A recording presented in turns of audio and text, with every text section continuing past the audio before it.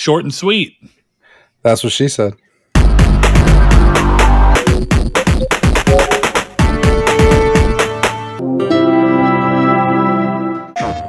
Hello and welcome to Triangle Square, the PlayStation podcast. I'm your host, Brett Beck, and alongside me on this somewhat odd episode that we'll get to in just a minute is Chris Figs, graciously allowing me to record on a day other than our normal day. Chris, let's let these people know that your night started off with a big win. It did, yes. We did win 2 out of the 3 games in our bowling league today. So, all right, everybody, round of applause for Chris. Yeah. All right. Yeah, big MVP. So Chris is good with balls. Moving on to the next point that we need to get across before we get started on the show. This is going to be a very odd episode. So since we're recording in a very different time than usual, Chris and I both have work in the morning.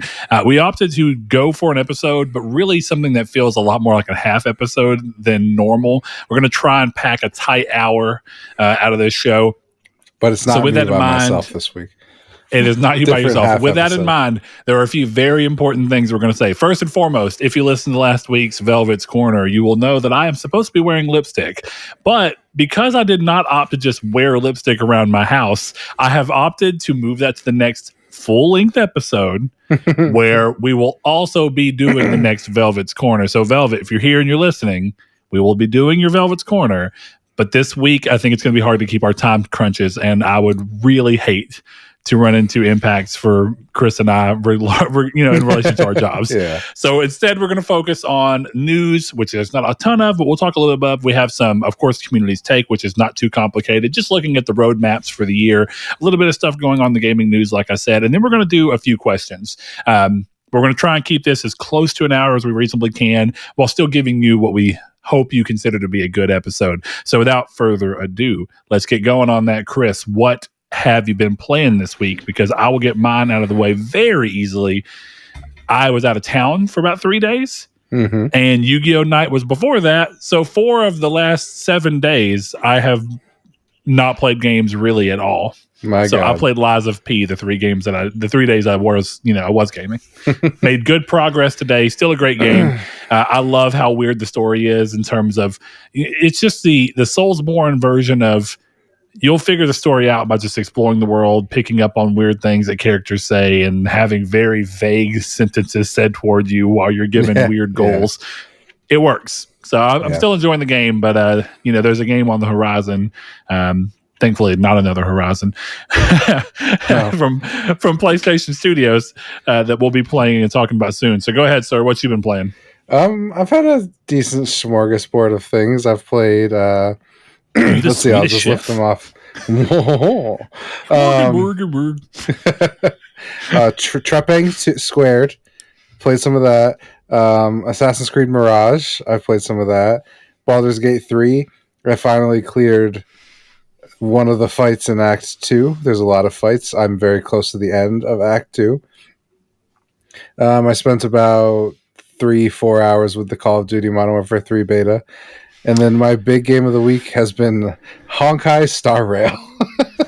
Which has been wild, because I thought that I would see you play just the hell out of AC Mirage this week. Yeah. And while you have played some... I have. I have noticed that you've been on Honkai Star Rail, like... left and right. Before we get into Honkai Star Rail, I do want to ask you, I know that when you first downloaded the Modern Warfare 3 beta, you were expressing some displeasure with how the game is in comparison to what you were expecting. Yeah. Have you kind of warmed up to it at all, or do you think that the beta has gotten you to change your opinion on where you are with this game? I don't know. I have a sense that I'll end up buying it, but honestly, my biggest pull to Modern Warfare 3 is I want to see where the story goes, which is a weird conversation to have around Call of Duty. But I really like the story they're telling in the Modern Warfare series. And I didn't think. Go ahead. Different dev this year, right? Yes, Treyarch. In this Sledge? Or is it Treyarch? It's Treyarch, I believe. Now I'm not confident. I thought Treyarch did the last one that they took over from Raven and Sledge, and this was going back to Sledge. I am curious, though, because that means that this is the first game in this series. It's not going to be an Infinity Ward project, right? Yes, yeah. because they did. It was Modern Warfare, and then I think Black Ops 4, and then Black it was Ops Cold War. Cold War was in there. Vanguard, that was it. So it was Modern Warfare 1, Cold War, Vanguard, Modern Warfare 2. Now we're in Modern Warfare 3. They're like, skip it. Modern Warfare 2 was so successful, we need to immediately follow it up. Well, honestly, I think if they're smart, they would just stick with a series of Call of Duties, do them 1, 2, 3, and then move on. Because, like, I'm someone who likes these Call of Duty campaigns. Like, I remember being like, what happens to the ghosts at the end of Call of Duty Ghosts? One of the most derided Call of Duty games, because I like those stories. Oh, dude, so yeah. I'm with you. Because it wouldn't, and I get that sometimes you have to pivot, so it doesn't really matter. But the thing is that even if Advanced Warfare, or rather Infinite Warfare, would have been a success, the typical way that they go about doing Call of Duty games would have mean that if they had decided to make another, I still wouldn't see anything about the resolution for 3 years. Yeah. It's like, but I mean, is that really the end of the world? Because Assassin's Creed has shown, I think, that there's probably a pretty safe way to bounce between play styles to help keep franchise fatigue at a better pace and also serve different legs of a franchise while inherently also serving the middle group that likes both sides. Because a lot of Call of Duty players just like Call of Duty every year, regardless of what it is. Then you have people that are more like, well, I like this game's gunplay and how they choose to do online, and if there's classes or non-classes. And you have, of course, the fact that the big online Call of Duty now is just Warzone 2, I suppose. And then lastly, you just have the people who want the story like you. So how do you think that kind of plays out to their decision making? Well, I don't know, but I think we were close to the perfect Call of Duty setup this year until Activision got cold feet, because Modern Warfare 3 was originally supposed to be a DLC. And the way they were talking about it, at least according to Jason Schreier, and he's reliable, so take him for what he says. He was talking about he'll block you in a heartbeat, but he's reliable. 100%. I'm actually proud that I'm still not blocked by him on this account. Yeah, I can't believe. I thought I'd sneeze and he'd be like, blocked. Yeah. I think Jez Corden has blocked me already, but that's okay. What was I saying? Perfect Call of Duty. Yeah. The perfect Call of Duty is just if it was a DLC, it's basically a $60 map pack and a story. And because they've even started, like, what I have downloaded is just Call of Duty, but it has Modern Warfare 3 in there, Modern Warfare 2's in there. I know all the Modern Warfares are in there, and you can launch Cold War, Vanguard, all through this one platform. So they're just turning Call of Duty into a platform. So I almost wish they would stick with, hey, we're going to do 5 Modern Warfares, and it's just 1, 2, 3, 4, 5 every year. Put them in the platform and move on, because that's basically what they're doing. I don't need another box, Yeah, I think we're at that perfect point. It sounds right. Like what you're talking about sounds like what Assassin's Creed pitched with their what was it, AC Nexus or whatever Jade it was called, or something like that. Oh no, what was it actually called? It wasn't called Nexus. AC Portal, something like that, where it was going to be like this hub Assassin's Creed. I think that's Assassin's Creed Jade. Well, apparently Jade was going to be one of the games within it. But let me. I can remember the name. I just talked about it with a friend the other day because he didn't know what I was talking about. Hold on, if it's not called if it's not just called Infinity, the Animus, how is it not called Animus? I know, and then that's what he was talking about. That it would make the most sense for it to look like an Animus, and you're just going off of a prong of someone's memories and you're just labeling it something, but it's called Assassin's Creed Infinity, and it's what they announced back in like 21, and that was when they announced, maybe it was 22, but it was when they announced the Hex, which was going to be the Salem witch trials entry. They announced that sounds awesome. They announced what was it, Code Red, which I think was supposed to be the Japanese one. Yeah, the samurai. And then I think Jade is supposed to be a mobile one, but that's still apparently going to tie into something. I can't remember, but I know that was kind of the idea, right? It's supposed to be like a hub where Assassin's Creed is a platform, and all these games are really just, you'll boot Assassin's Creed Infinity in this case, and then all of these games will just be prongs that you go and launch into within that. And it's a good question, like, what is the benefit of that? And I'm not sure that I know the answer as much as I've seen some people talk about it, but I can see little reasons. Like maybe it's easier if you have a hub and everything's designed with this hub in mind. Maybe saves can be transferred between games, and it can pick up what you have and haven't played. It can give you exclusive content if you've played one, or exclusive choices if you played another. Because my friend the other day, I don't know, did you get very far in Odyssey? Yeah, I beat Odyssey. Okay, I thought so. But just making sure I wasn't wrong on which one you did beat. He didn't beat Odyssey, but he was talking about Odyssey has this thing where it tries to give you the illusion of choice, but it doesn't really change anything no matter what you choose. And plenty of games do that. Not that that's a problem, but I thought that was before we started talking about Infinity. I said maybe Infinity is a good way to do that. Bring actual choice in. Though the wrinkle in that is that Assassin's Creed is supposed to be you're just reliving memories, so you shouldn't be able to change anything. Right. History is just history. But do you kiss Da Vinci or do you let him paint you? Like something ridiculous. Well, and the game's kind of like, because you could have, like, I remember I made Cassandra bang an old lady. Like, yeah, absolutely. Me I too. was like, I guess I can do it, so I'll do it. But smash. It is pretty interesting to see. But yeah, you've played Mirage. One thing he was saying that what he's played of Mirage is like they reference the Animus and talk about it and stuff, but really it's more like you're doing what some people have wanted Assassin's Creed to become, where you're just essentially playing a timepiece game. That while you have the knowledge that it's happening because of the Animus, the game isn't trying to constantly bounce back and forth between modern day and past. It never made sense once they spoilers for Assassin's Creed 3 killed Desmond. There you go. Once they killed Desmond, it's like, why did you even continue doing the modern day stuff? Because I was reading, I guess about that. The original pitch was Assassin's Creed. It was supposed to be a trilogy of Assassin's Creed games, and the third game was supposed to be modern day, where you play as Desmond. And they killed it so they could have a forever game. But what I'm confused about is it culminates in the modern day, and then someone sneaks away with an Animus, and there you go, you have your forever game, and then you can just tell me stories like that. Yeah, but yeah, exactly. I'm with you. I've heard that idea, and in a weird way, it's kind of what they did, but they also refuse to stop trying to include the modern day stuff in it. Right? I think it would have been a lot more poignant just to say. Yeah, like it's understood throughout all of these that these are just Animus stories and people reliving history from important people within these factions, timelines. But I told, we were talking to my buddy, I was like, I think you get into this weird loop where people's expectations are a modern day story. And so you feel like you have to serve that, but you can't serve that well enough to really justify it. And so you get into this thing where it's like, you'd have been better off not doing it, but we understood you swung and tried. But I just genuinely don't believe there's enough people who care about the modern day that they would be upset if you dropped it completely. I don't think now there would. And I think, honestly, now that they've made so many modern day storylines that most people seem to be like putting up with at the most, they're like, fine. I think you could stop it at this point and no one would. Literally, just have the menu be the Animus. And then when you press new game, it goes Animus initializing. And then it never happens again.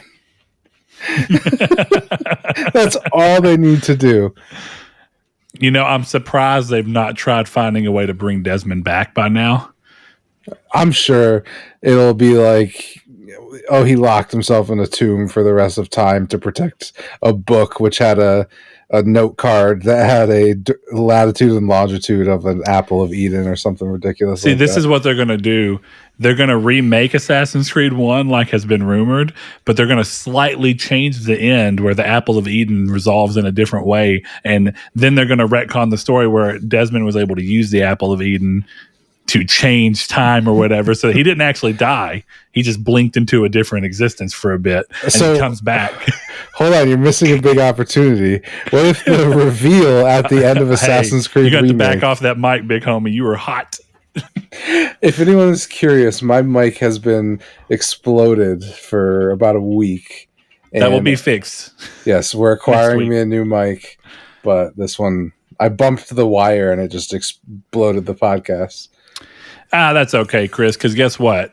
We're far enough in that I think we're going to have to start swinging towards looking at the community's take, where we ask our listeners to chime in on something that we talked about either in the last episode or a question that we pose at the end of every episode. And last week's came from none other than Chris himself, where he asked you guys to chime in with your gaming roadmap for the rest of this year. So what games are you going to be playing? And we got a number of answers, brought out some people from the woodworks we hadn't heard from in a while. So B-Raj88, one of our longtime listeners and patrons, he says Spider-Man 2. And spoiler alert, this is a PlayStation podcast with PlayStation fans. Pretty much everyone said Spider-Man 2. Can I quick make a plea to Sony if they're listening? If I pre-order a oh, sorry. You want to get copyright struck. If I pre-order a collector's edition directly from PlayStation that comes with a digital code for the game I am buying, why don't I have to your collection? Why don't I have the code right now? Why am I even printing the paper? Why am I going to have to wait until Saturday to play Spider-Man?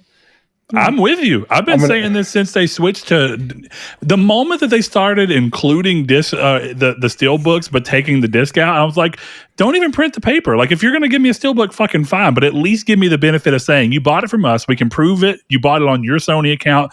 All we do is just say, here's the collector's edition version of the game. Yeah. Why add wouldn't it to your library? You can preload it. You can do everything. Right. That's the thing, because I could be playing Spider-Man tomorrow night. Yeah. But now I'm going to have to wait until maybe 10 o'clock on Friday because send me the fucking code. Just send me the code. Yeah. All right, Sony, you've heard. Genuinely, that is a very good complaint that I don't know how they have not managed to do yet. Not to mention, mine hasn't even shipped yet. Oh. It's still in the prepare for shipping. Like I got hit with that double whambo, right? Where I got the, hey, we've shipped your thing. And then equally at the same time, the app I use for my bank being like, hey, there was a large purchase detected on your card. I told my wife, I was like, it was like getting good news and bad news all together. It was like, yay, Spider-Man, no money. So it was a good time. But we got B-Raj88 here. He says, after Spider-Man 2, it's a toss-up between RoboCop and Cyberpunk as my main games. I'll most likely pick up Modern Warfare 3 as well for the multiplayer zombies gaming with friends. Why did I, for some reason, think that RoboCop got pushed? I don't know. Or did it get pushed but still stayed in this year? Either way, RoboCop looks good. It has something about the way they're choosing to go about it. It has some Chronicles of Riddick, Assault on Dark Athena, Escape from Butcher Bay vibes, and kind of mixed with Cyberpunk. Those are good vibes. They are good vibes. Great vibes. So I hope that game's actually good, but you never know until it's in your hands, as they say. Cyberpunk's good, though. I got to find a way to get back to it as well. Chris, you ever play any more Cyberpunk since you're I haven't played much more, but I do still enjoy it. It's so great. All right. Well, we got the Lord Corgi coming out of the woodworks as well. Congratulations on that new kid, buddy. Another one of our patrons. He says Spider-Man 2, of course. And then hopefully I can get either Immortals of Avium, Lies of P, or Lords of the Fallen if time allows. And as happens with newborn kids around, gaming is as time allows. That's just kind of how it becomes. So not too bad, but good choice of games right there. Lords of the Fallen's looking pretty good, but it is interesting. It looks like one of those games where someone in the design element seemed to have just enough of an idea. Like, if we have one really cool mechanic, everything else that may not be as good as people were expecting will be overlooked in favor of, like, well, at least look how cool this is. I won't speak too strongly. I haven't played it, but it looks good. So, a lot of Soulsborns this time around. We've got Stingray X, longtime listener. He says, last main game for the remainder of the year is Spider-Man 2. After that, it's catching up on the backlog from the year, mainly PSVR 2 titles, of which there are many, which comes to a thing that we'll talk to a little bit in the questions. We got two more, though, Chris. We got Josh Ayers, longtime listener, literally since the early days. Spider-Man 2 and the Bluey game are all I have on pre-order for the rest of the year. My man, Bluey. He says, I want to get a Final Fantasy VII Remake playthrough in before Rebirth, and I'm working on Persona 4 Golden Plat. So, Chris, that should make your Jollies jingle right there. Even though 5 is your game, I know. 5 is where are my you at game. on? Where are you at on 4? You willing to play it one of these days, or have you? I mean, you've played it, but have you I've played actually beaten it? And I've never fully beaten it, but I have played it. It's great. I'm not. I'm probably never going to play it though. Okay. Last one we have is a pretty interesting list from Jehudi MD, another one of our patrons. He says currently Half-Life, great game, and then Half-Life Opposing Force, Half-Life Blue Shift, Half-Life 2, Half-Life 2 Episode 1, Half-Life 2 Episode 2. So basically he's going to spend the rest of the year playing Half-Life. Great series. And the foundation of some of my favorite games of all time, both in the Half-Life series and away from it, like Portal. So I have a question, and I guess a confession. I've never played a Half-Life game. And dude. Yeah, never. Continue with your confession. I've never heard you sound so dejected. I'm so sad for you because I'm going to be honest. Half-Life 1 is a good game. It's a lot harder to play on modern systems, which is why people are doing the Black Mesa remake on PC to kind of help with that. Still a monumental, landmark in gaming. But Half-Life 2 is fairly easy to get access to. It's in the orange box, which is not the most expensive, also not the cheapest thing that you can get on PS3, or you can just play all these on PC. You have a more than capable PC. I do. And Half-Life 2 is a killer game, and so are both the episodes. Even though my confession, I actually never got to finish episode 2 because of Half-Life 2. Because I was borrowing it from a friend with their orange box at the time. And I bought the orange box later and never got back around to it. I should have. But Half-Life 2, so good. It's surprising to me, Chris, because you seemed really impressed with Half-Life Alyx. And I guess that was strictly off what you saw from the game itself, which is, I guess, an even bigger testament. That Half-Life is a big gaming series. Yeah, because everyone doesn't shut the fuck up about it. Right, exactly. But I've never... I don't even know if I want to say I've never played it, but I've never finished them. I've played the orange box, but I was mostly playing Portal and Team Fortress, so it was never into Half-Life. Yeah, it's weird because it's a lot of the stuff that's in Portal is in Half-Life 2. You can really see how similar the Valve engine, TWO or TOO? Oh, TWO. Okay. Yeah. But yeah, you can see where the source engine really looks very similar to Portal and Portal 2. And you can see where a lot of the design philosophy comes from around the way that the camera and how you interact with stuff, how physics interact with the game, how you choose to pick up and interact with items. And I think a lot of that managed to make its way to Alyx. And I think a lot of people were very happy about that. But it's also just an interesting world. It's actually got an interesting story. It was one of those early games that really was doing something thoughtful in a time period where game stories weren't expected to be much more. One of these days you gotta remedy that. I've been honestly, I can't believe that Valve haven't been we're gonna remake these games. We're getting remakes of Max Payne 1 and 2, and we haven't gotten a remake of Half-Life or Dude, those are gonna be so sick. I hope the pre-order bonus is the Max Payne 3 remake. Even a remaster at this point would actually be kind of cool. Yeah, the game's still pretty, in all honesty. Give it to Grove Street Games to give it to me for free. You're not that paying way when much. I complain, you go, "Hey, you didn't pay for it." Exactly. What are you talking about? No, fair enough. So my dumb question is, why are we waiting so long for Half-Life 3 if there's 6 of them?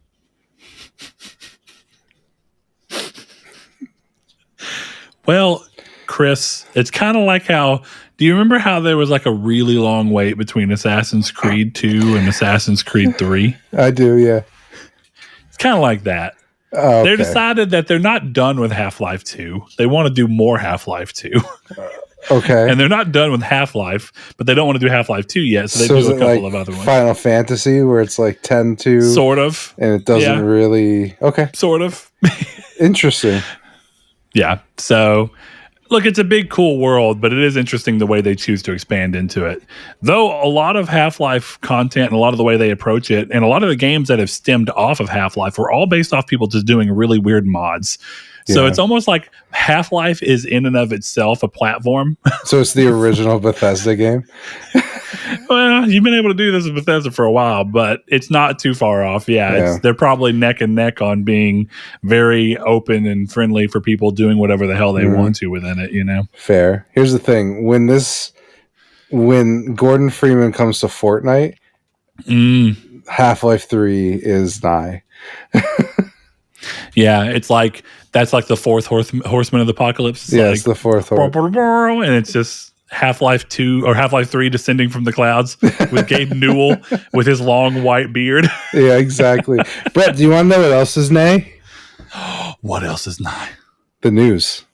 Hey, first piece of news here is probably the biggest thing we're going to talk about if we're being honest. So in what is hopefully the last time that we have to discuss the topic that has kept us focused, frustrated, and annoyed for 18 months, Activision is officially a part of Microsoft. Now, the official statement from the Xbox Series S maker notably included some groveling to PlayStation and Switch players, indicating that this deal does not preclude you from being able to enjoy your favorite franchises, no matter where you play. I think we've heard this before. This deal finally going through will allow us to finally go back to discussing when Grand Theft Auto 6 will be announced, because of course that's got to be around the corner. The Bloodborne PC PS5 port, or as Chris likes to say, Bloodborne 2, or if industry analyst Pierce Harding rolls is to be believed, a Sony acquisition in reaction to the closing of said Activision deal. He told GamesIndustry.biz he expects Sony to react. He said, quote, Sony surely is under pressure to react. Even after their Bungie acquisition, I expect further investments and acquisitions for PlayStation, including a large one that would move the needle for them in a meaningful way, end quote.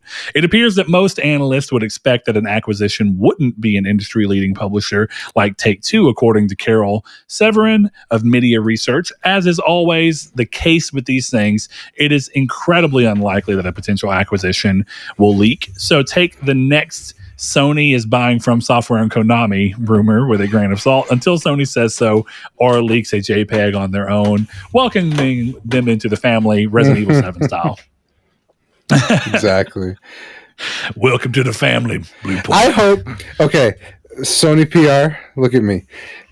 If you do ever buy Capcom, Chris, back off of your mic, good sir. You are yelling. I'm passionate. It's not my fault the mic is broken. But look at your look at your wavelengths, Chris. Sony PR, you understand my passion. If you do buy Capcom, you must. That welcome to the family tweet has to be all the studios on the different bakers, and then Capcom just, put the hand of Ethan Winters just says Capcom on it. That's all we need here. 100%. Like, you would have to do this. You know how like someone's probably going to be mad that I say this, but I'd say the exact same thing if Sony did this. Mm-hmm. And maybe it's because I'm just getting older, the super fucking cringy Activision trailer where all the Xbox people were like looking up and they had like cuts from games being like, so this is home now? Yes. And then like, it felt like in the background they were trying to do like what was that early Cloverfield where like you don't see the monster for 99% of the movie and it's just but you can tell people are looking at it. Like, you see like Crash and Coco like looking up at the sky and like and Chief turning around to look and it's all supposed to be like this merge. You can tell what they're going for. It's just Makarov crashing a plane. That's what they're all looking at. I'm gonna be honest. A much better and shorter and simpler one would just be for every time. Like, once they buy Capcom, do a welcome to the family, son, and then smack the studio over the head with a shovel, or smack one of their famous characters over the head with a shovel. It's Mega Man just getting beaten to death by Jin Sakai. And then every single time that you acquire something afterwards, you just use that. That would be it. They go to announce that they're acquiring some random podunk studio and they go, welcome to the family, son. Quack. It's really nice. Also, when are we getting like Xbox's Smash Bros? Because like at this point they own enough shit that there's no reason they shouldn't, right? They got to earn that, man. I noticed that they've said that. So that's not me being, a negative Nancy about the deal. I don't care how the characters look together or anything like that, but I won't speak. I mean, clearly it was very poignantly said. Sean Layden of course, took to Twitter when someone was talking about moving along with now that they've been acquired, the challenge is actually integrating. And he took to say, acquiring is the easy part. The hard part is integrating. And that is very much the truth. So it's going to be an interesting thing to see how easily they can integrate Activision into Xbox's system, how they work, how they go about determining the quality of their games. We already saw one failure of that, for being honest, with Redfall. Phil Spencer even really basically said that himself while being as careful with his PR wording as he could. But the reality is that merging companies and then suddenly being responsible for a lot of games that you maybe didn't greenlight, but you're still ultimately on the hook for, is complicated. You're on the hook for previous actions that happened before you, and you're on the hook for making sure that those actions, both public and private, from consumers and employees, are dealt with. And just because everyone's saying like, oh great, Bobby Kotick's gone, maybe that is great. But in reality, a lot of stuff has to change, and it's on Xbox to do so. And if I'm being honest, going back to the piece of news, the thing that may keep Sony from wanting to do something at this size is how difficult it truly will be to integrate these things into PlayStation Studios. Because the one thing Sony has pretty consistently had is a really tight hand on managing their studios and managing their projects, both from internal and external. When you ramp that up tenfold and all of these studios now have the expectation of being PlayStation quality games, there's a lot of complicated stuff that goes into it before you even bring any of the existing drama that happened at those companies in with you. Yeah. I think that's would be the difference here is I think we're at a point where PlayStation quality is not what they're going to be expecting. From like, if they were to buy Capcom, they're not going to be like, oh, actually I would say like Sega's a better example. They're not going to be like, oh well, the next Yakuza is an over-the-shoulder action game and Ichiban has a kid.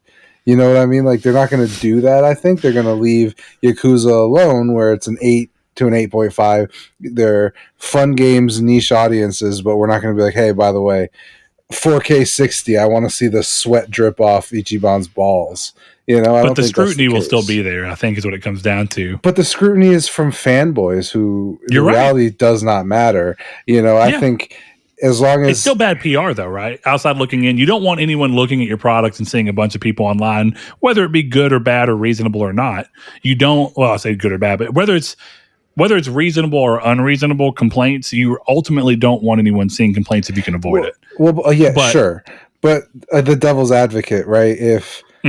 If Spiders made Starfield, are people upset as an 83?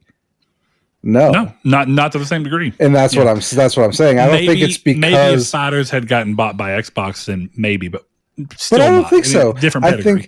I think the narrative is Xbox. The narrative, as dumb as it is Xbox ruined Bethesda because look, Skyrim's a 94, Oblivion's a 93, and then here's Starfield and it's doing worse than Fallout 76, as ridiculous as that is.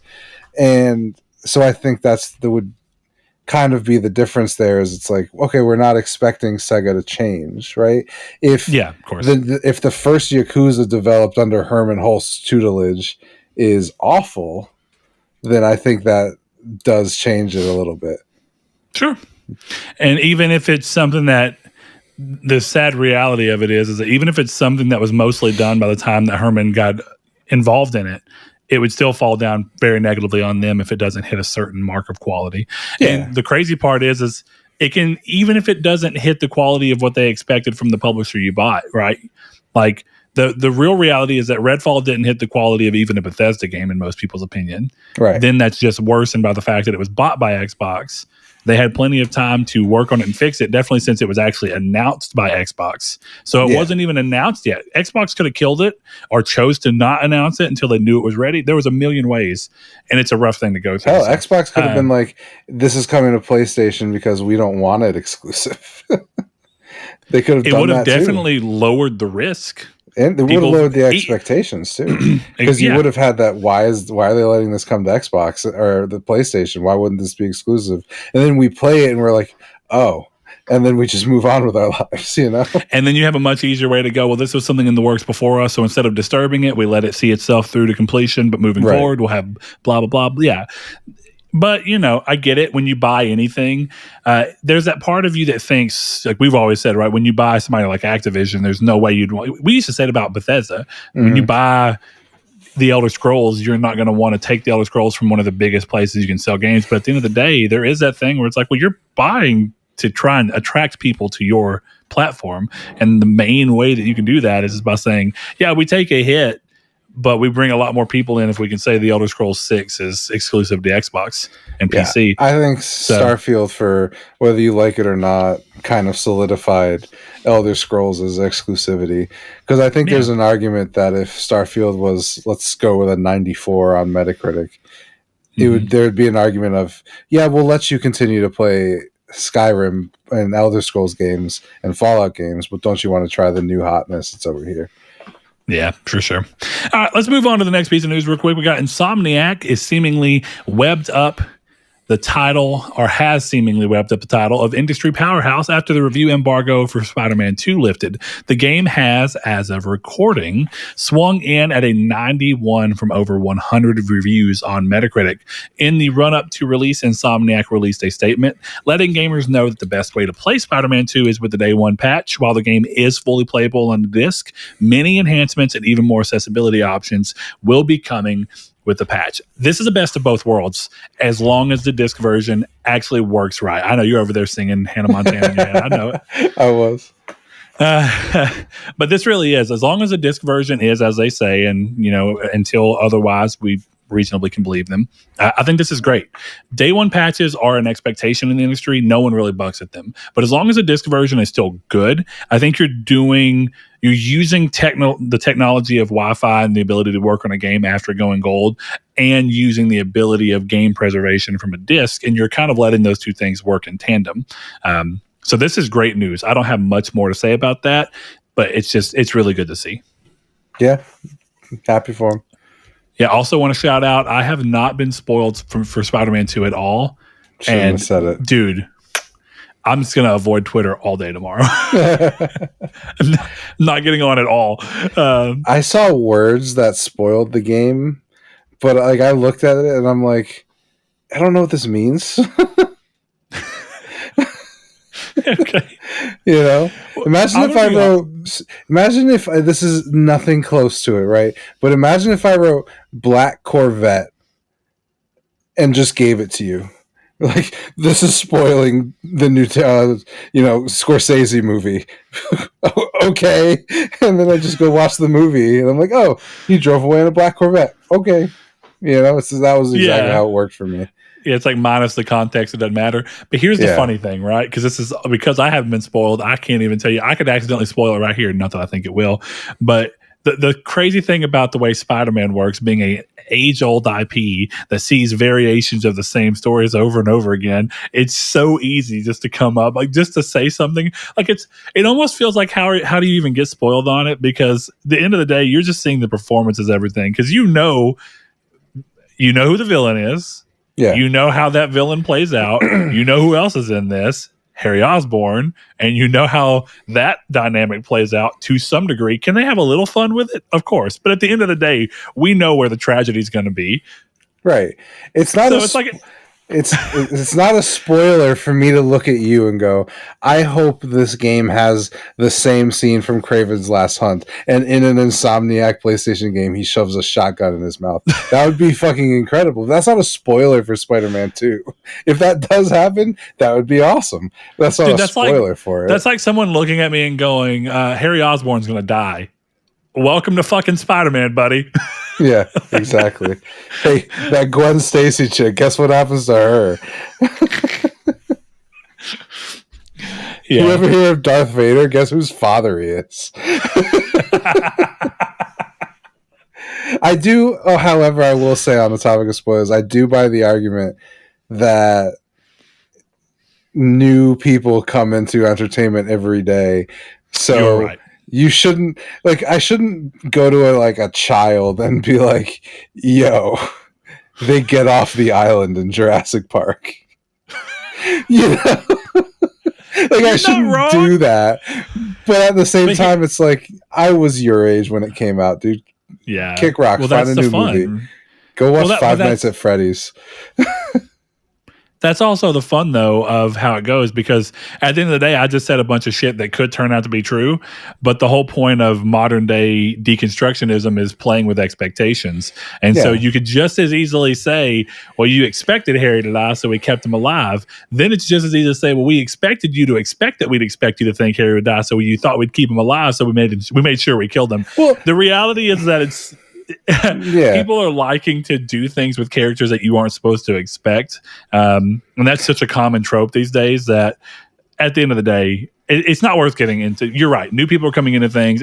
There will be people who play this and this is their first Spider-Man experience, and that's crazy to think about, but it's the truth. Just know your audience, right? If you're teaching a classroom of elementary school kids, maybe watch your mouth.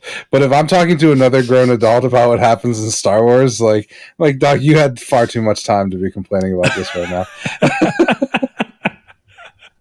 Yeah, that's true. All right, man, let's keep going on. We have a question that came from a longtime listener, longtime friend of the show, Rude Cold. He says, how you feeling about Spider-Man 2's less than 30-hour platinum? Sounds great to me, and glad they didn't feel the need to go crazy and make the game even longer than the first one. And this is a great question because it kind of ties into something that's been going around online and this controversy that Spider-Man is a lesser game for the fact that it chooses to have a quote short campaign for its main mission and an overall short completion time. Some people are viewing it as a positive, some people are viewing it as a negative. Chris, I mean, we've talked about me and Saul, hell, everyone, we've talked about, time doesn't equal value, but time is a really easy way to make value seem more than it may actually be. And we see that often in games. So with this being a much shorter game than we've seen a lot of this year, do you think that this is, for your personal sensibilities, is this kind of in line, like with cool, you expect this and see this? And then secondarily, how do you think this is going to play against what the market's doing right now? Do you think this is a good game for this time, considering how many big games have recently hit, like Baldur's Gate and Starfield? Well, I think, I guess it's a matter of expectations, but I don't see how this isn't the perfect scenario for everybody, right? Like, what's the alternative? People are upset about the Mary Jane sections and stuff like that, which I think are a totally valid part of the game because it's telling a story. There are other perspectives shown sometimes.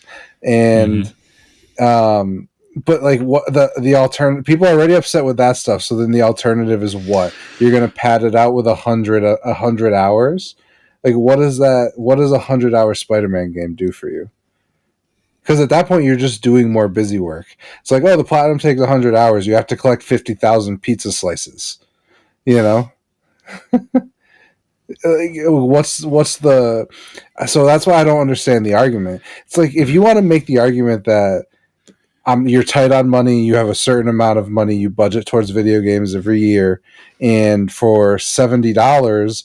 you can't justify the purchase of Spider-Man. That's a valid argument, but I don't think the argument of, well, Spider-Man's a lesser game because it's 30 hours makes any logical sense. I would argue Spider-Man as a 100-hour game would be a lesser game than Spider-Man at 20 to 30. Right? That's perfect. Yeah. And even looking at the state of the industry, like you were saying, I was talking about it in our Discord today. Baldur's Gate, if I want to platinum it, it's 2 more playthroughs, and it's probably going to take me almost 300 hours if I really want to do it, because I pulled the Brett, didn't look at a trophy guide, and I've locked myself out of so much shit that I'm so proud of you. Yeah, that I would have to do a Dark Urge playthrough and then another playthrough, right? So it's the perfect time to have a game like this where it's like, now I know, okay, tonight or tomorrow I can beat Act 2 of Baldur's Gate, take a break, play Spider-Man, maybe play Assassin's Creed, go back to Baldur's Gate. If Spider-Man 2 was 100 hours, I would be so disappointed. I'm with you. It just doesn't make sense.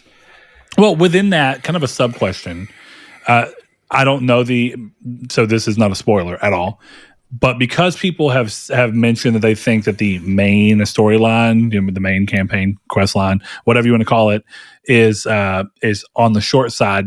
Let's call it 12 hours. Maybe it's not that. Maybe it is that. Maybe it's 10 hours. But regardless, let's call it 12 hours. Do you really think there's a problem with the main campaign being 12 hours? Because my viewpoint, as soon as I saw that, is like, and I, Chris, I think you and I maybe did. Saul and I definitely agreed on this point, but I think the biggest problem the first game had was. And it's not even like it's a huge problem, but if you're going to look at problems and go, what could they improve on in the second game? I think the biggest problem they had in the first game was that the pacing between things was occasionally off. And I think it may have came down to what they had to do, even from a development standpoint. Like, well, we can't immediately follow this up with this. We need time. Who knows what the reasoning was? It also could have just been purposeful design. But I always felt like there were a few times where they wanted a sense of urgency and then completely worked against it by trying to make you go off and fuck around as Spider-Man for whatever reason. And I know we've talked about that, but for me looking at it, right, seeing this, my hope is that, okay, the first game had mild pacing issues. Yeah. And I think more recent examples, not to say that these studios share anything at all, but I think some recent examples of pacing issues we've seen is like God of War Ragnarok, where the middling section was kind of a tad sluggish. And then suddenly at the end, you're getting hit with so much, and yet it still feels like it's dragging somehow. And I don't mean that. I still liked Ragnarok, but its pacing felt way off and all over the place. And I know, Chris, you don't have as much context for that as I do. So it may also just be my own, because I've had that conversation with Saul, who felt very similar about the way that Ragnarok ended. It's like it got really cool really fast, but then it was also like, you suddenly ramped everything up, but then it still didn't do enough. It was very strange. So looking at what this game could have become, Ragnarok was like a 35 or 40 hour game. I don't want that here. So if I can platinum the whole game in less time than it takes the average person to beat Ragnarok, I'm considering that a win. Yeah, because absolutely. Generally speaking, I guess my general rule of thumb, a story should never be longer than what you're actually needing to tell. And a lot of times in games, they are, because of the expectation of length. So you get what you talk about, where you pad it out with weird shit, where it's like, well, in between, just to make the story sing longer, we're going to come up with some weird technically a side mission, but we're going to call it a main mission, where you go do something and meet a character and walk through some bullshit just so we can call the game 2 hours longer. Yeah, exactly. This is a win-win across the board. I think it's perfect time in the industry for it. This would have been an ideal place for Immortals of Aveum, Aveum's new IP, and a less established studio. I think if there was going to be a game to come out and have a shorter runtime and be like a breath of fresh air palate cleanser, Insomniac is a developer that everyone's familiar with and knows, and Spider-Man's a huge IP with a lot of expectation. This is a great way to do that. Do you think some of the ire around the length of the game is because people know deep down that it's going to be 5 years until we see this third one that concludes the story? Part of it. Yeah. 100%. Which I think is a good time to field a question in here real quick. So he gave us 3 questions, but because we're doing a short episode, we're going to do one. We're only going to do one. We'll save the others, hopefully, for another one. But he said, could AI reduce game development time, turning a 5 years to a 3-year cycle? And with that in mind, what aspects are you willing to sacrifice to see games go back to a 3-year cycle? Graphics, length, multiplayer, what? I think clearly there's a lot of people that have built the expectation that AAA games suddenly are just going to take 5 years. And when a studio puts out a game, you're not going to see another game from that franchise for a long time. Insomniac have actually busted this trend, considering that they did put out Miles as this kind of in-between game. Yeah. The curiosity would be if they do that again, and how do they approach that if they do it again? I have a feeling we can talk about that in maybe 3 weeks. Yeah, maybe 3 weeks.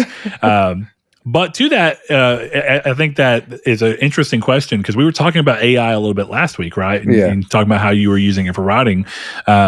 So removing ourselves from a lot of the very weird and heated discussions and uninformed and overinformed and everything, what's your gut feeling on AI's actual practical use if we look at it and go, okay, we can work this in alongside the work we actually do to potentially make things that have drawn out due to the scope and scale and expectation of games and bring that back down to a more manageable cycle?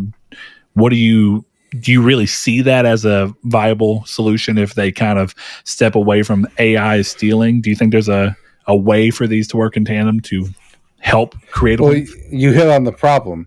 The reality is the answer to the question is yes, but the answer to the question is also no. Okay. Because here's the thing: could AI reduce game development time? Yes, substantially. Will it? Absolutely not. Because the people who are in that industry who are against it won't let it come in. Like God of War will never have AI. I shouldn't say never, but it will probably not have large swaths of that game made by AI. Right? That's probably not going to happen. But the other issue comes in when those people who feel that AI shouldn't be used in any capacity shout down the, let's say, one guy in his studio apartment building a game all by himself, and he uses AI to help him out with some art, and then he kills the game because the industry has shouted him down. So I don't see really any future where AI becomes mainstream. I don't see it. So I know I really thought about this whenever I read this question. I've thought about this off and on today. And I've really tried gut checking myself as to how I feel about AI and how I feel about some of the concerns I've heard voiced and some of the people who I know are voicing concerns, but I've not been able to hear them all. So gut checking it myself, I feel like the way I'm looking at this is AI is a tool. It's another tool in a box that a creative person can utilize to make something. And that's the way, because I look at it and think like AI is just something that AI is not over there coming up with art by itself. AI is looking for you, a creative person with a creative mind, to prompt it and say, make me a taller than average person with dark hair, long beard, a scar on his right eye, and going through and like, I think what it does is it speeds up the ability to quickly iterate upon concept art. Right? That's an immediate thing that I can see where it's like if you're trying to figure out how you want a character to look and how you want to play, if you remove AI from it, what are you doing? You're sitting down with a piece of paper, you're drawing, and you're thinking of a version of who this character is in your head, and you're using your own way that you describe this person to influence the way you're making this art. So let's say that you're an artist and you have a large body of your own work that you've been doing for years, and you train an AI model on your style of art. And then you go into a prompt with that AI and you go, hey, AI me, basically, draw me what my version of an older character with a bald head and weird markings on his face with pale skin and a long white beard. Draw me what that is. He's missing a finger from a battle. You can give it as much or as little information as you want. So yeah, there's someone who can go on an AI thing and say, hey, I want to see a dragon in a trench coat. Yeah. And you'll get that. But if you want to go way more in depth and go, hey, give me a dragon wearing a trench coat with a scar on its left eye and burn marks coming down its right arm, and then one wing has got holes in it, you can go really in depth and detail. And that's what creative people do. Creative people know how to visualize and conceptualize something and then turn it into art. I feel like that's one simple use of AI that I already see improving. And then what you can do is after you have an AI thing that helps you find the direction you're going in, if you want to fine tune that and go, okay, now I want to hand make what this is, but this gave me the inspiration I needed. How much can that really save on time? And I started thinking about it as someone who does like music and stuff. And I think when DAW, so it's like a music software that you can use, digital audio workstation, became easy for home use, and then plugins started becoming easy for use. And you have all these different programs that you can run, and you can run MIDI stuff, and some of them will program things for you, and you can randomize. Is that making it to where people can't create music? Because I think music's still doing some pretty cool, interesting shit, and there are people that are using essentially, automated tools to help them come up with stuff and write stuff and fill in parts and even write lyrics. And it doesn't mean at the end of the day someone's just using what the AI made and spitting it out and going, look what I made. There is someone doing that in all instances.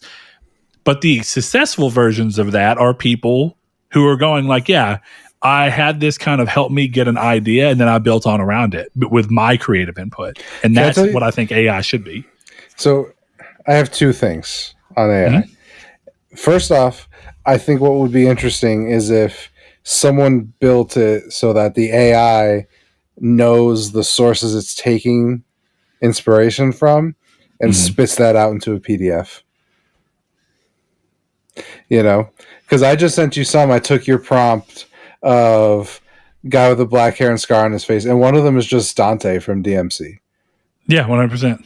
You know, it's just the same dude. So I almost wonder if they were like, yeah, we used AI, and here's credit to every artist, and it turns a video game's credits into like 8,000 hours of names, but it's all credited. Well, Like there's nothing. that's true, but that's also why I like the idea of people who are already concept artists just training an AI model on their style, Right. because then everything they generate is their style, and you can't go, well, you're stealing this. Well, no, it's my style, and I chose to give it to a computer so that I could utilize that computer to give me something that's in the realm of how I usually create. So you're basically saying you would like it if AI went and was like J. Cole, the rapper, went to an AI and was like, give me a J. Cole type beat, and then just made an entire album doing that.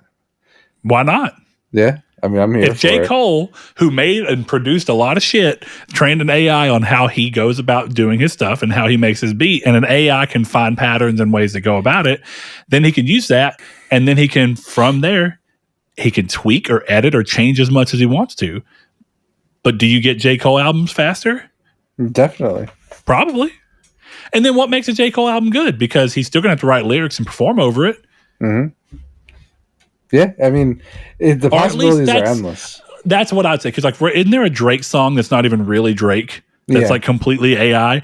That I understand that. That's a step too far, because everything's being done by the computer. Words are being generated. The voice is being generated. And it's not that it's not cool or interesting and it shouldn't be out there and exist. It's cool that someone can do that, and it's fun to see.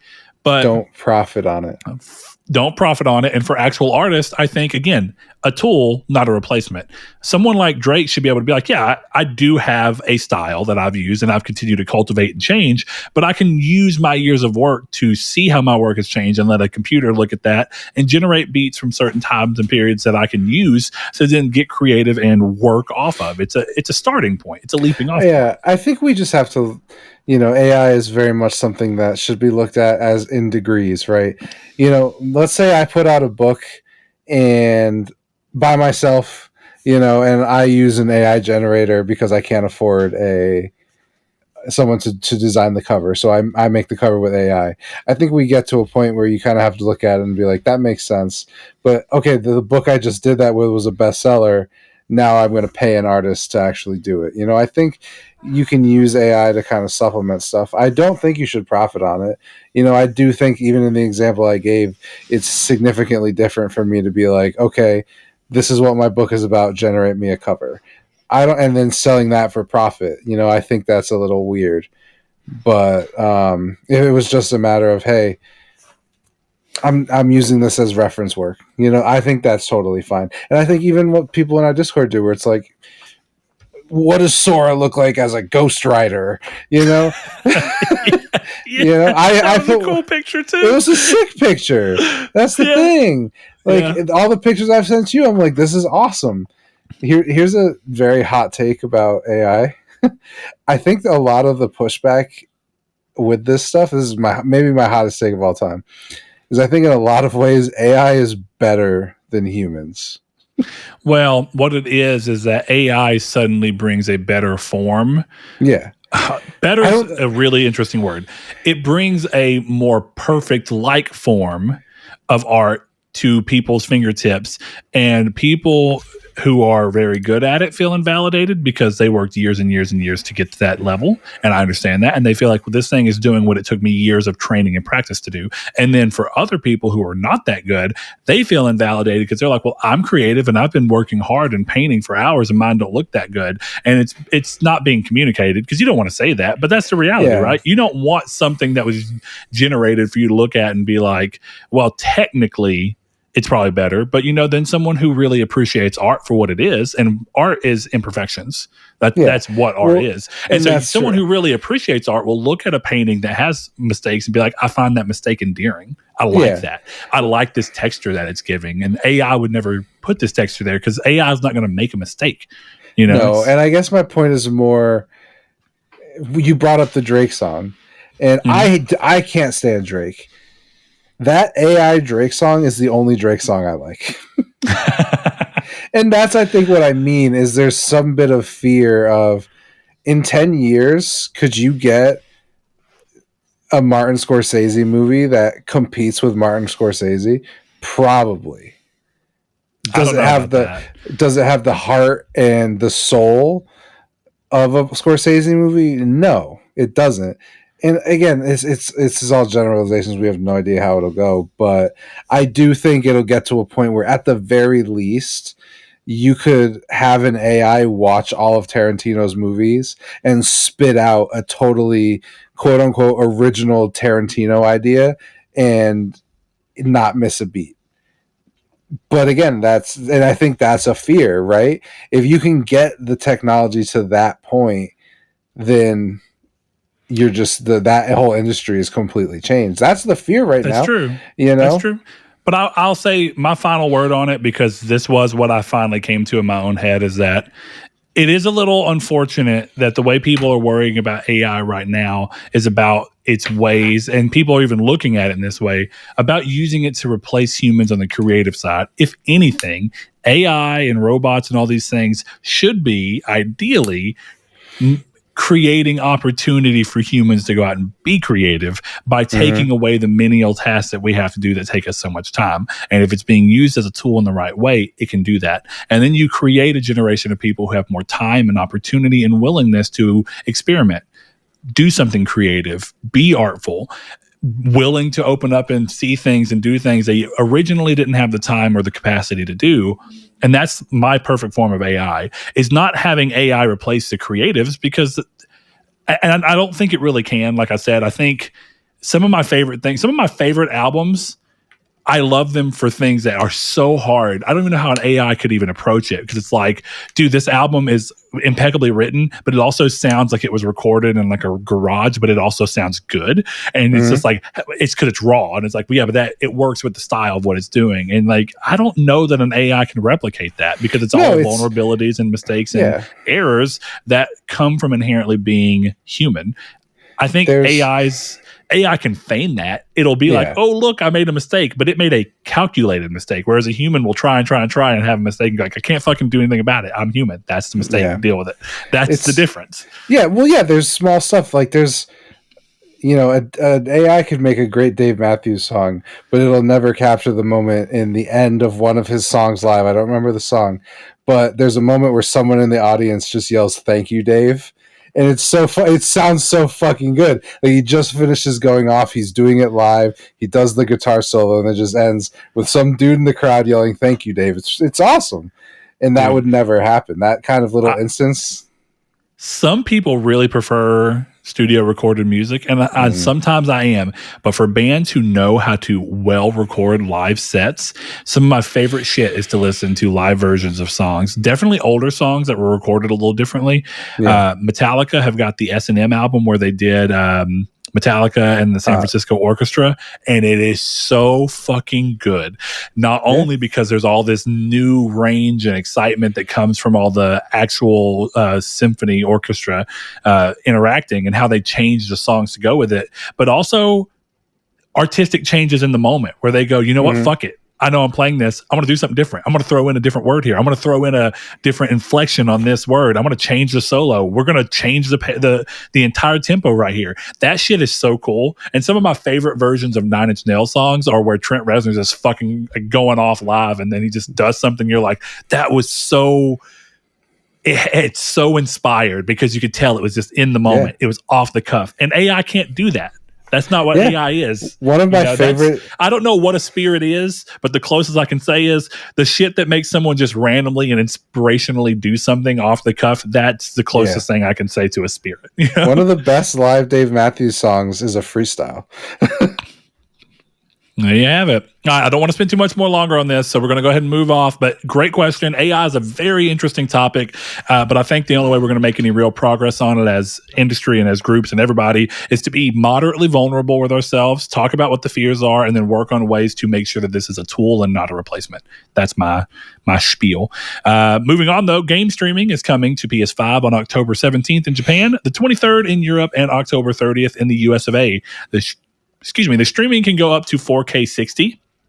And you will also be able to utilize any DLC for said titles. It launches with titles like Sucker Punch's Ghost of Tsushima or the middle chapter in Spider-Man Saga and Miles Morales. So there we have it. Just to note, this is also coming as part of PS Plus Premium, which already includes streaming. It's just now it'll be PS5, not just PS4. I am very curious to see if this means that the PlayStation Portal will see some version of this, but I'm not banking one way or the other. It's just going to be curious to see if they choose to pivot in that direction as an option. The redesigned PlayStation Portal will have streaming on it. Yeah, the PS Portal Pro. Yeah, it's an attachment. Next thing up, apparently, the PPP. Apparently, Chris thinks I wanted the Phasmophobia delay in the news so badly. It's no longer launching in October, and a new date has yet to be announced. It seems that multiple factors went into the delay, including a fire, moving offices, and getting the game on PSVR 2 as it is currently on VR for Steam and PCs. So a lot of factors are coming together, but the developers are saying that the wait will be worth it. With that, though, I think there's your news. But I think the thing to talk about is this question that comes from ShafeDog247. And I'm be curious to see what some of the other VR focused people in our group, like Blackheart and Stingray, and a couple other people I know who are very geared towards that. He says, does Sony need to offer port or dev assistance to PSVR 2 devs? The recent trend of anticipated yet low-quality VR titles is ridiculous. Project Wingman, Hellsweeper, Tennis on Court, all launched in terrible states. Graphically, gameplay, and other tech issues. Not a good look. While I haven't played all those games, and I am more of, I think, the middling area of VR enthusiast. Like, I wouldn't say I'm an enthusiast. I like VR and I play it. But I'm not at this level. I'm not playing every game as soon as it comes out. And there are lots of games. I often hear people say that PSVR 2 hasn't been getting games. I'm like, what fucking bridge have you been living under? Because there's a new game hitting constantly. Yeah. It's just, maybe it's not a AAA game. That doesn't mean there's no games. But with that in mind, Chris, you have a VR 2. I have a VR 2. We're sort of outside looking in because of some of these games. I did talk with Ryan when we were playing Gran Turismo lately. He was talking about Project Wingman and how it's a bit simplistic and all these different things coming around to it. I assume Sony has this, but I assume it's not being prioritized. And Sony has only so much bandwidth. And what's happening is most of their bandwidth for supporting devs is being spent on the non-VR side.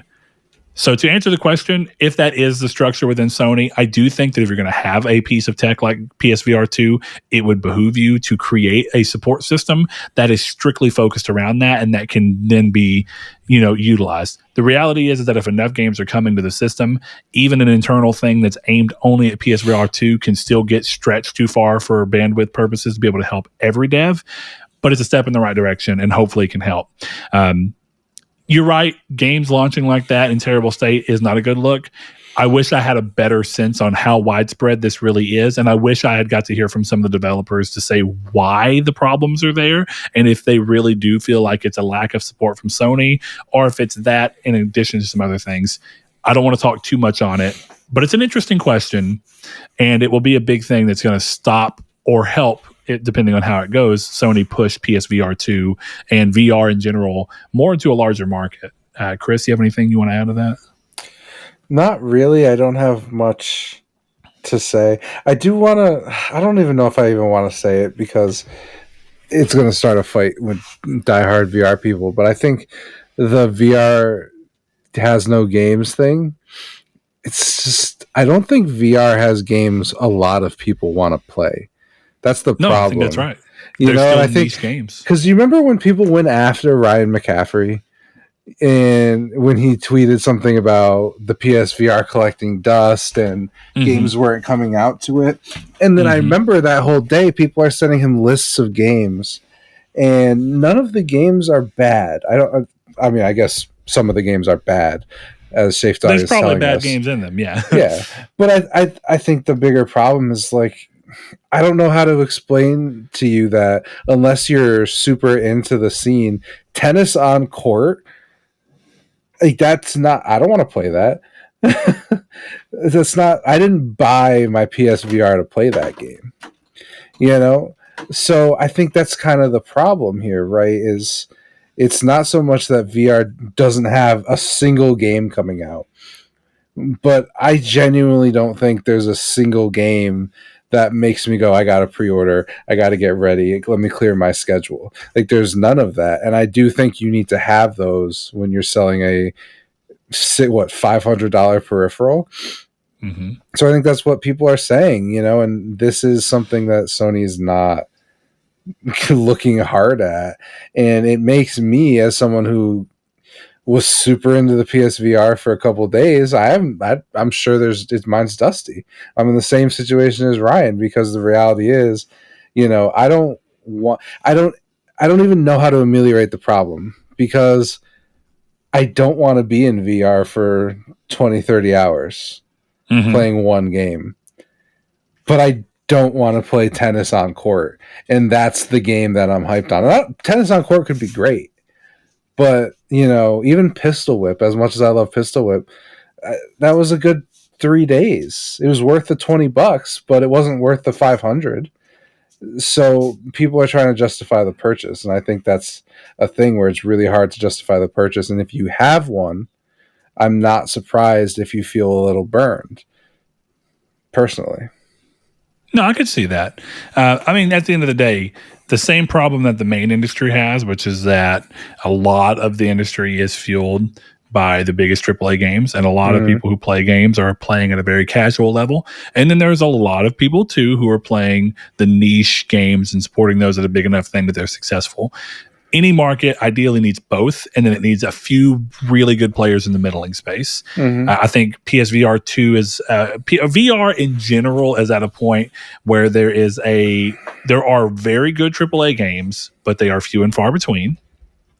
And then there is a lot of really cool and interesting, creative startup games and interesting games. And then there's a very small pocket of middling games, but they're not happening in enough frequency for the market to be balanced enough for people to look at it and go, okay, yeah, I feel like my needs will be met consistently enough to make this a valuable purchase. And so it becomes a purchase where someone who has enough disposable income mixed with enough interest in the tech inherently can enjoy it and be like, wow, this is really great. And every time I put my PSVR 2 on, I'm like, damn, this is so cool. This is good. It's well done.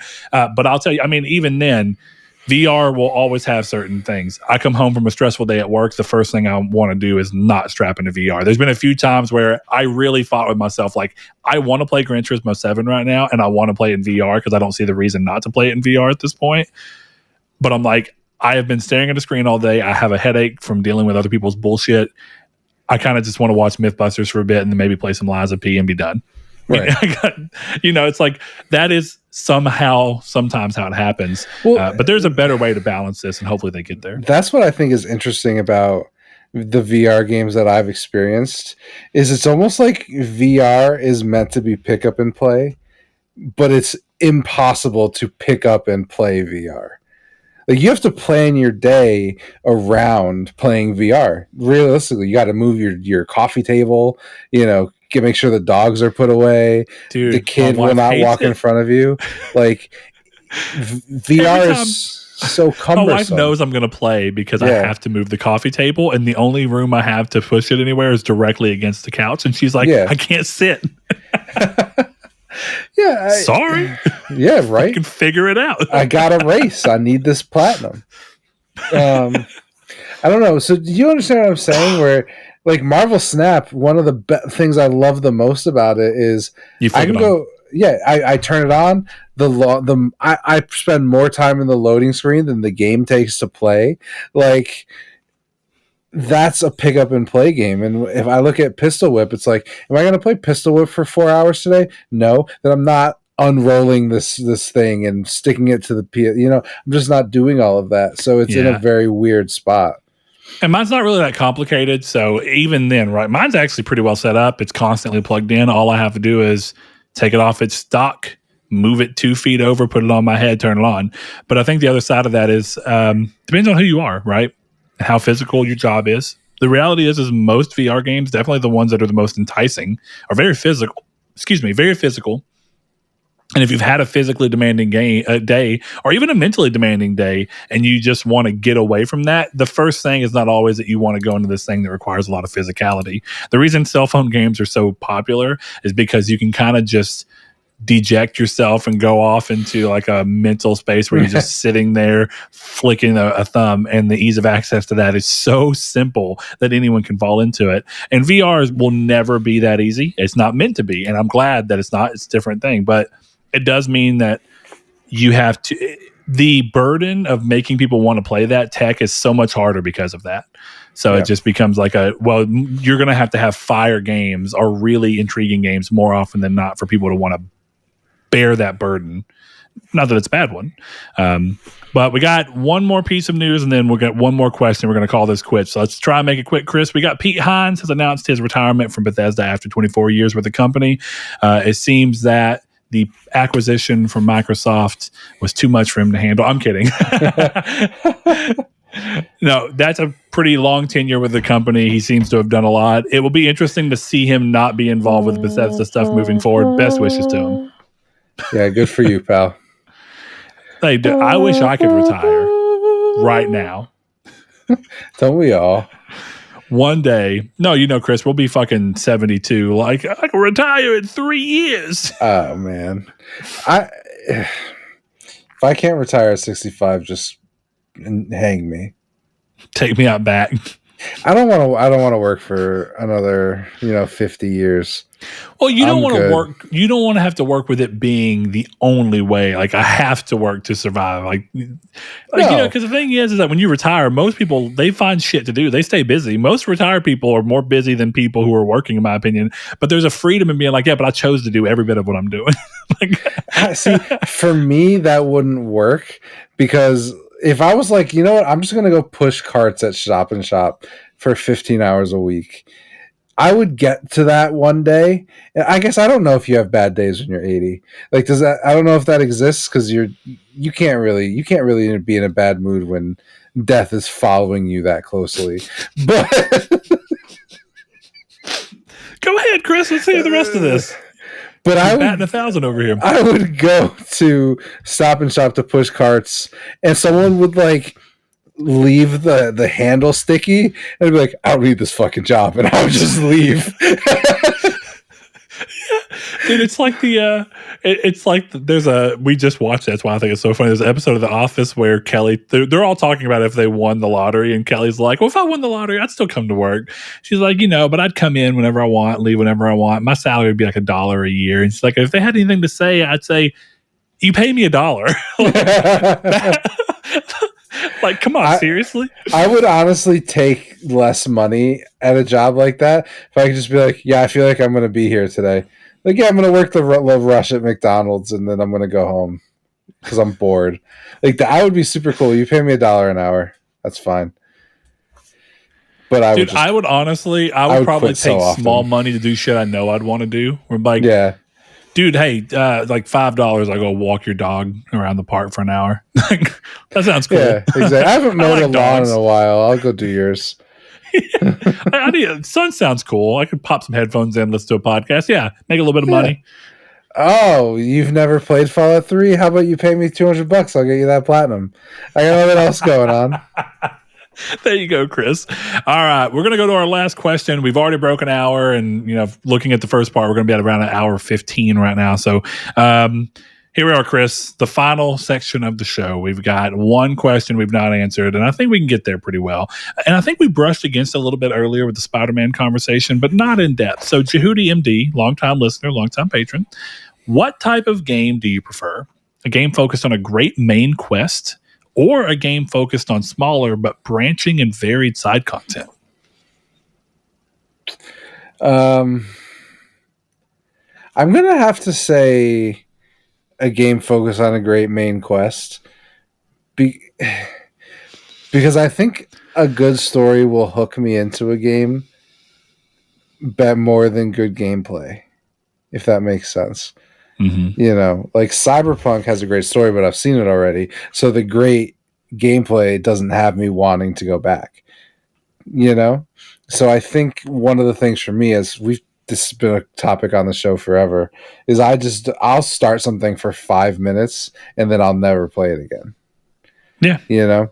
And I think I get more invested a lot quicker if the story's good. Like with Honkai Star Rail, I was like, I like this. I like that one of my characters plays the electric guitar to call down a lightning bolt that hits everybody. That is fucking sick. But and that's what got me into that game. And not to mention, it's basically Persona, a battle system, so it really hits all these gears. But yeah, I would go with Great Main Quest personally. Man, it is a genuinely hard question because I mean the real clear answer when you're not doing an either or locked in one is that the best of both worlds is always good, and I think that's why games like and Chris, I know that you view a little differently, but generally speaking, games like Arkham City are so beloved is because they have what people view as a great main story, and then you can look at that and point at that and only play that and go, wow, that game was amazing. And then you have people that go, dude, all the side content and all the side mini arcs and stories characters, the Hush arc, the Victor Zsasz arc, and you keep going through all those. Firefly. And you look and you go, oh yeah, this is kind of wild. Like, this game is so good. Even if it's like Skyrim all over again, right? Even if you never touch the main quest, you have a bunch of smaller quests where you feel like something happens and you're like, damn, that was really fun. And you can go and do that as much as you want. So the ideal game strikes a balance in the middle. And it's why I thought the first Spider-Man was so great in so many ways, but I feel like it failed its open world. And I don't know if that was because of Insomniac's not being familiar with it or what, but I felt like you had the one side quest in that story that was so short where you go and find Tombstone. And that was it. And I was like, this is like when you have other games like even Infamous 2 or Arkham City and then Arkham Knight all preceding this, and you're like, how did you miss that mark? And you can give them credit. It's still a fantastic game. But one of my big hopes in like Spider-Man 2, for example, is they do the greatness of the main story that we already see that they can do. They do the greatness of fun traversal in an open world, and then they couple all that together with great, small, varied side content. And like even things like non-story related things in Batman are more fun than non-story related things in Spider-Man, in my opinion. Like the Riddler trophies are super fun because they're puzzles. And you just kind of stumble across them and you're like, what the fuck do I do to get this? And Spider-Man doesn't really have that. So ideally you get both, but I'm with Chris. I think if I had to choose one and it comes down to one, I'm more often than not going to side towards a great story, great main quest. Yeah. I do think the weird thing about this question is I think if one game has one, it usually has the other. Well, what do you mean? Like if you're saying if one game has one, because I think a pretty clear example, like I said, is Spider-Man has a great main quest. I don't think it has very good side content. And so it's immediately missing half of it. But there are plenty of games that do have both. Skyrim, when I'm looking at The this, Witcher 3, Fallout. I guess the way I'm answering this question, when I don't think of Spider-Man as a quest. So when I'm reading this, I'm thinking of an RPG. So I'm thinking Skyrim, I'm thinking The Witcher 3, I'm thinking Outer Worlds, and I think all those games have both. So that's where you're right. You're right in the RPG sphere. Yeah, a good RPG has to have both, in my opinion. Absolutely. Yeah. But moving it more towards the broad sense of just a video game story versus, if it's focusing more on being, because like Immortals of Avium, I think is a good example of had a really good main story and it had pretty solid side content. Like it's not great, but it's pretty solid. So like I'd even outside most games, you want some balance of both. But yeah, if you're going to focus on one, focus on story for me, because a good story can get me past plenty of things I don't like about a game, in all honesty. Absolutely. Yeah. Don't make me go. Though conversely, good gameplay, if it's good enough, can get you past things that aren't good in the story. Yeah, Prototype exists. I love that game. Prototype not a great exist. story. Not even a little bit. No. But it's very fun. Yeah.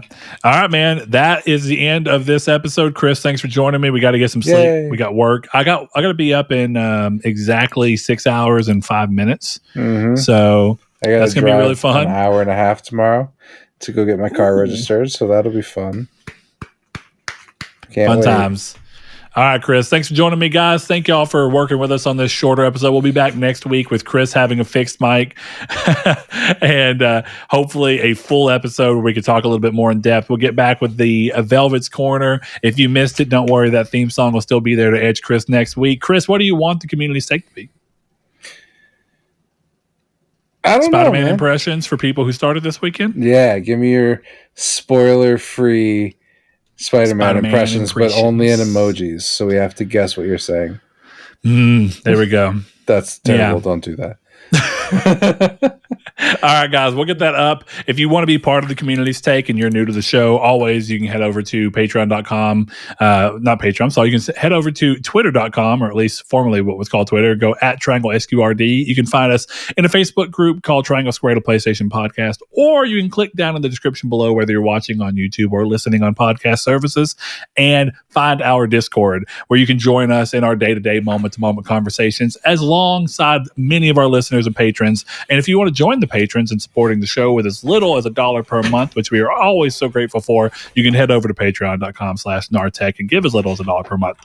As a shout out for the people who do support the show and allow things like us getting Chris a new mic without having to dig into our own pockets. Thank you, listeners. You will be directly responsible for that. We give everyone a shout out while we have a reasonable enough list to do so. So without further ado, we'd shout out Spencer, Brandon Edwards, Savoy Prime, Alex, Barry Rogers, Stingray X, It's a Sin to Win, Easton 328, Awesome Dave 1337, Aztec King, Lecheon 69, The Lord Corgi, Otis Garcia, Hammond Egger, Bailey Robertson, Rob Wartpoint, Josh Drago, Mark Schutz, Cypher Primus, Jason Clendenning, Kyle Grimm, Richard Schaefer, Rude Days 93, Joshua Lago, Trap Gunner, Tyler B, Zachary Sawyer, Ali Valiant, Kevin Bacon Bits, Christopher, Luke Rabbit, Danny Villalobos, Bloody Red, Yehudi MD, Dylan Kirby, Funk Turkey, Tyler Powers, No Fate, Brandon Edwards, Josh Ayers, Thomas McKinnis, Derek Porter, Don Williams, Morgan, Corey Hickerson, Justin Rowe, Matt Sycamore, Phillip,